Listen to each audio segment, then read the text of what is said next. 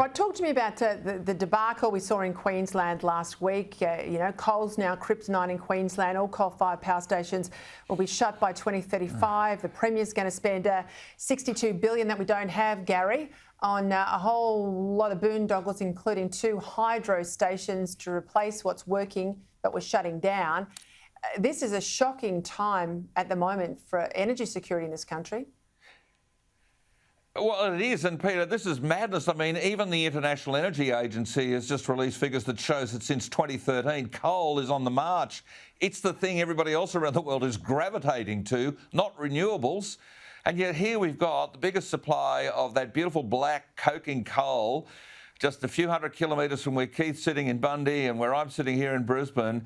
Plenty of it. It'll last us for hundreds and hundreds of years, and we want to fill all our agricultural lands up with these dreadful solar panels and these dreadful wind farms.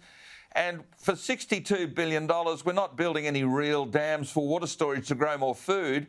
Heavens, this is just complete madness. In the Guardian article that you sent me earlier today, I had to look and make sure it wasn't April 1, the date on this Guardian article, because you got all the rent seekers out there saying, oh, the tipping point's been reached. They've been pushing the weight against the common sense of coal for almost a generation. Any wonder the tipping point might be moving, but I'm seeing right through it, and most sensible people will as well.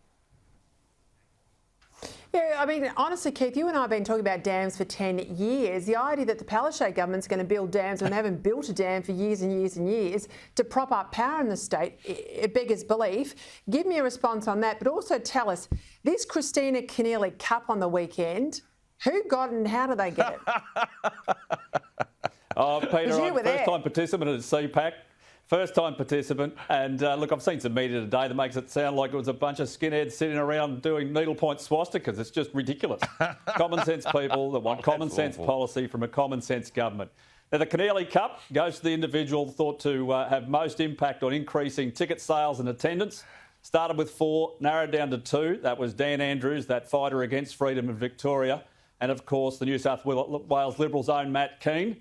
Went to a boo-off. The winner by the length of the straight was Matt Keane, and that is no surprise to me or anyone who has conservative thoughts and values. But Palaszczuk's plan, Peter, is mad. 24 hours of supply, 1,000 kilometres roughly from Mackay to Brisbane. If you get a cyclone that knocks that transmission over, you'll black out Brisbane and the Gold Coast. Now, Tarong's about 200k away. Kogan's less than 300. The load is in the south.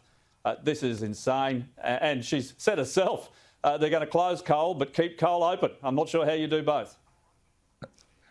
Well, she needs it for a budget. I mean, you export it for everybody else to use. We won't use it here.